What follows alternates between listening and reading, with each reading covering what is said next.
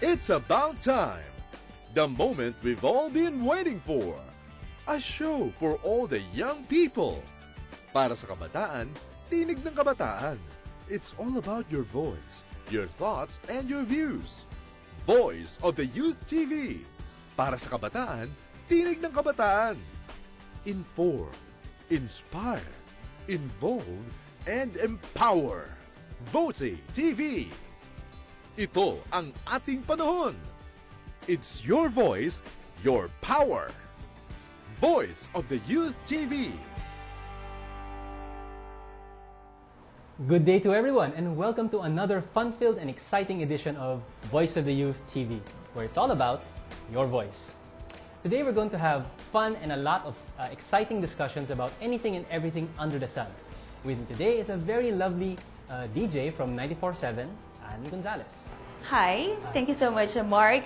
Of course, good afternoon everyone. My name is Angel Gonzalez and sigurado pong marami tayong matututunan ngayon at lalo po kayong may inspire na sa episode na ibibigay namin sa inyo. Meron na naman po tayong makikilalang young achievers o kaya naman po yung mga ordinaryong kabataan na nagiging extraordinaryo dahil po sa paggamit ng kanilang talento sa iba't ibang larangan.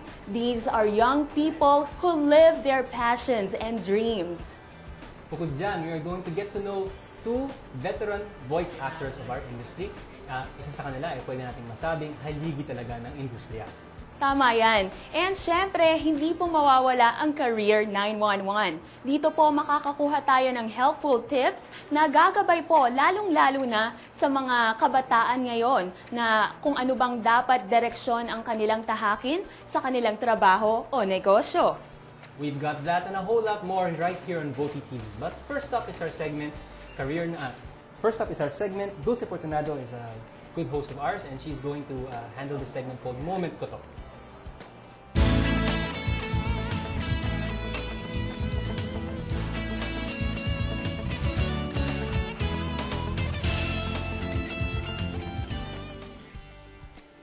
Thank you so much.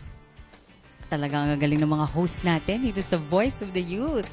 And speaking of greatness of the young people in our country today, this segment, Moment Ko To, introduces young people who have make their marks sa ating Philippine society. Today we will feature a fellow youth who is an artist and an academic achiever. Alam niyo pong ating guest for today is an academic and artistic talent. Okay? Hindi po biro yon. Nung high school siya po ay graduate na valedictorian. At hindi pa po siya nakontento nung college days po niya. Siya po ay nabigyan ng isang scholarship ng one of the top universities in our country. At sa isang programa na sa tingin ko konti pa lang ang may alam nito. Siya po ay nag-aral sa DLSU College of St. Benilde, Multimedia Arts. Let us all welcome Ms. Ivorine Mariano. Thank you very much po. Yes. First time mo ba sa TV? I guess so. I honestly cannot remember, but I guess so. Yeah. And this is an honor po to be invited here. Thank you too for gracing our show. It's my first time too, so we'll give it our best shot. Okay? So I think, Irene, you're called Beam by most of your friends? Yes, Beam po. I short is Beam as in the toothpaste. Beam, okay. Let's see how your light shines or beams, okay?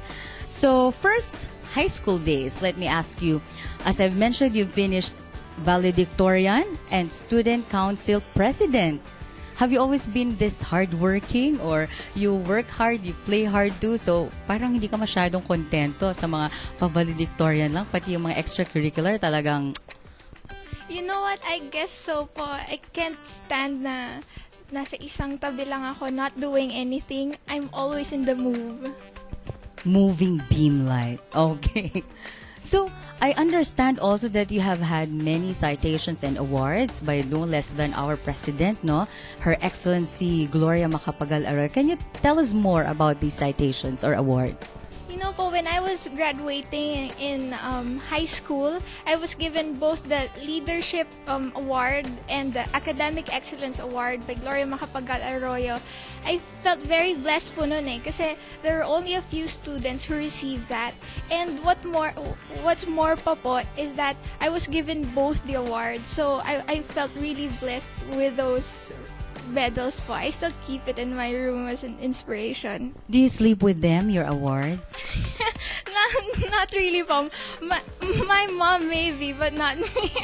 Maybe, it gets lost, no? Sa gabi, parang katabi siya ng mom mo. Great, no? You have these 2 awards and I think that really serves as, I think, an inspiration both to you and to other young people, right? Yeah, I guess so po. Kasi, yun nga, the medal lang is it's just a medal eh. Pero yung symbol, the symbol that it holds, yung medal po na yan, that's really something else. That's what I'm really proud of. At the age of, like you're I'm 21 po, turning 22 this August. happy birthday in advance. But isn't it na napaka full of pressure yung ganyang, I don't know, lifestyle, like you're an achiever? Are there pressures from your families or friends, or how do you handle these pressures? But that's one of the things I find natural in me talaga eh. I'm not the type who parties around, although I wala pa akong masamang doon sa mga nagpa-party ng mga kabataan. But it's just me. I prefer reading books instead of going to nightlife na mga bars, ganyan. I'd rather go to bookstores. I'd rather read self-help books, especially those that will empower me. Yun po talaga yung hilig ko. I don't know. Maybe I was just born maybe a little geeky than the usual youth. Okay. So, may bunga naman ang geekiness mo and your love for reading. Let's go to your college days. So, sa CSB Multimedia Arts Program, and I understand you were granted the full scholarship, no? Marami bang napagbibigyan ng ito? Kasi I understand, universities give full scholarships to like valedictorians. But how unique is your scholarship, or how was it given that package? Kasi po, most colleges naman nga offer scholarships. Some need financial assistance, some are in varsities, ganyan. Pero po, yung sa akin, the type of scholarship that I have, it's called the BEST scholarship. It's offered by CSB only. They give it to students who are in the top 5% of their class. And then aside from that, they should pass the exam, they should pass an interview. They should have a dimple. Not really. Not really. Tapos, yun po, I'm very blessed because they waived my tuition fee 100%.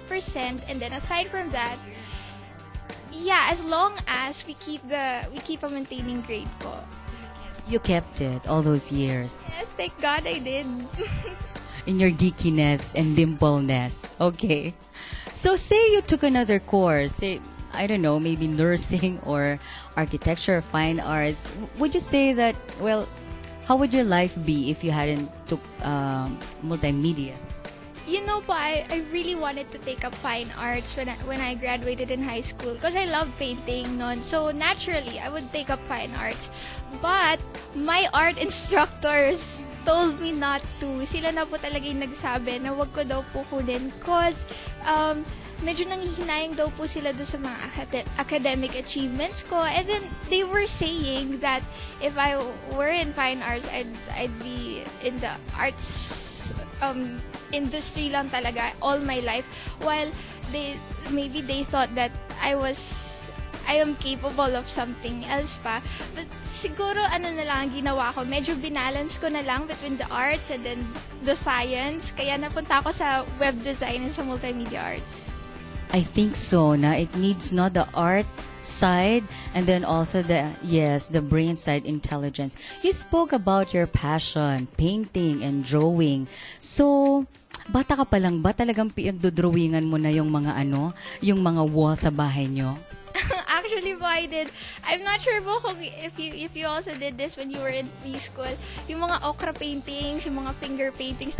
Yung mga dahon, oo. Yes, actually po, I was doing that before I even learned it at school. Kaya po siguro, it was really a calling eh. I was doing those painting mga crafts na ganyan when I was still really small. And I understand you received also awards sa painting dito sa passion mo na ito. Yes po, maybe the most prestigious award I got was in a national competition, again sponsored by the Office of Malacanang. It's in national competition din siya.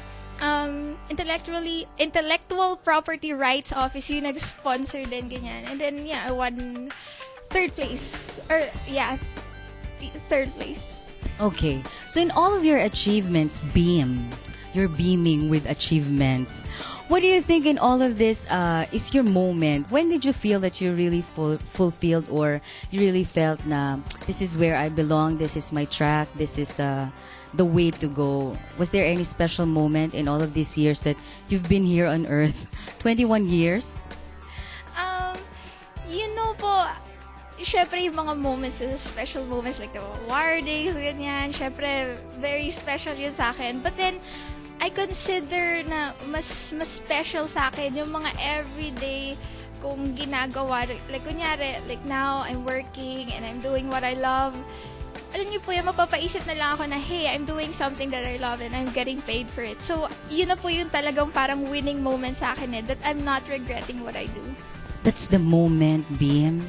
When you love what you're doing and then you get paid for it. So that's your work. Yes, definitely. Congratulations to you. So, what sort of advice can you give to these young people out there or young at heart who would like to become an artist like yourself, like in multimedia or even painting, drawing? Like, what nugget of wisdom can you share with them? Just recently I finished a book. Maybe I'm plugging it already. Maybe I just finished a book po. It's called The Secret by Rhonda Byrnes. And in a nutshell po, it just says, just think positively and everything will come to you. Just isipin mo lang talaga kung anong gusto mo. Like what I did to myself when even before I read the book, I just thought magiging multimedia artist ako. And then that's what I did. I just thought that I just think and think and think, and it came. All right. So with that, maybe have your last line. Moment mo to. What do you say? One-liner lang. Well, thank you to everyone in here for letting me talk, and thank you very much. Thank you, Beam. To all of you out there, maaari kayong makisali dito sa aming segment na to na ang tawag ay Moment Ko To. Maaari kayong makaupo dito, katabi ko. So please just email us at voti@gmail.com. So that's voti@gmail.com. Let your light shine like Beam. So with that, this is Dulce Amor Fortunado. We'll see you again after the break. Thank you.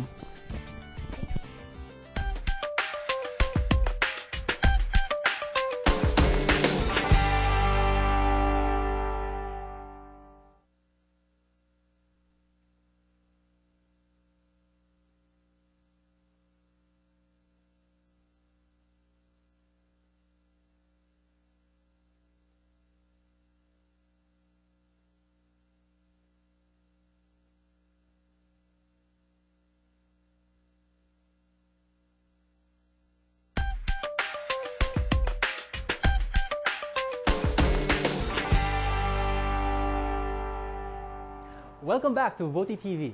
Now here in our show, we want to focus on voice acting as an art.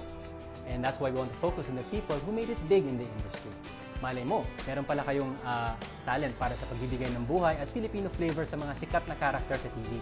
And that's why you should have people who will serve as your inspiration. And so, the next people on our guest this show is some people that I really know very well. But we're going to get to know them even better with our guest host, Francis Mendoza. Here in the next segment, Voice of the Week.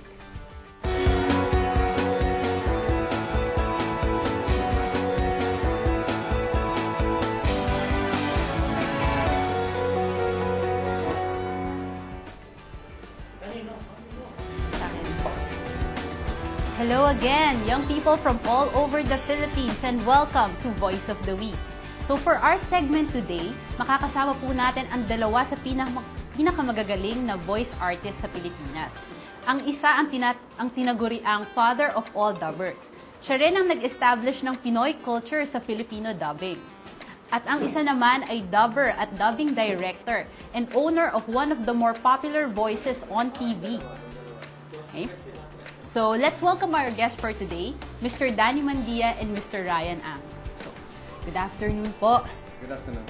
Thank you po na nagpunta po kayo dito. Pinaunlakan niyo po kami. So question po, una pong question, paano po kayo nag-umpisa dito sa industry na to? Paano po kayo napasok? Sige. Sir Danny. I started way back 1991. I was teaching Miriam College then, and then I have a friend in the name of Noel Maleonga, and then he invited me to translate materials for his dubbing activity. So I said yes. So no problem. Wala namang problema sa translation because ang background ko kasi from the theater. So I started working with CCP at the time under Rolando Tino sa Teatro Pilipino. So translation is not really a problem to me. So that started it. Okay. Sir Ryan po. Ako naman, 2004, student pa ako noon eh. May naka-text ako na isang dubber, Yvette Tagura, tungkol sa Meteor Garden. Then tapos pumunta ako ABS, tapos kinuha ko ni Kito Dan as a translator for Chinese kasi nahihirapan sila sa mga Chinese words eh, sa mga translation. So kinuha nila ako. Simula yung career ko as a dubber. Okay. So, Sir Danny, so narinig ko po na galing po kayo sa theater. Meron po bang naitulong yung background nyo sa theater dito sa dubbing ninyo? Of course, malaki yung tulong ng theater background ko sa dubbing kasi yung basic concept of directing which I used in dubbing direction. So, yung how to create voices for the dubbers, galing yun sa exercises ng theater. Siyempre, sa theater meron kayong voice exercises, physical exercises, etc. So, malaking